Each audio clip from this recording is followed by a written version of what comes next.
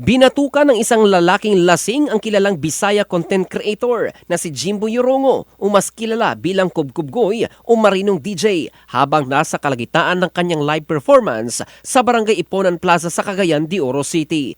Makikita sa mga video na kumalat sa social media na masayang nakikipag-selfie at nagpe-perform ang vlogger sa entablado nang lapitan siya ng sospek at bigla siyang binatukan sa ulo nang walang anumang babala. Agad nagkagulo ang mga nanonood at mabilis siyang inalalayan pababa ng entablado upang mabigyan ng agarang atensyong medikal.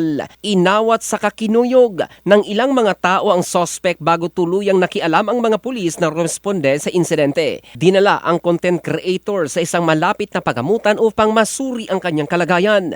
Ang sospek na isang 40 anyos na residente ng Zone 7, Barangay Buluan ng naturang lungsod ay agad inaresto sa lugar at dinala sa kustodiya ng Police Station 7 para sa kaukulang investigasyon.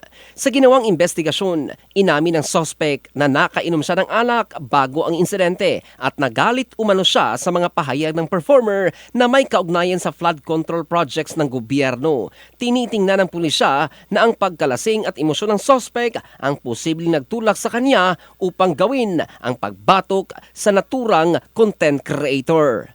In the heart of changing lives, ito si Jofel Candado ng Brigada News Philippines, the Music and News Authority.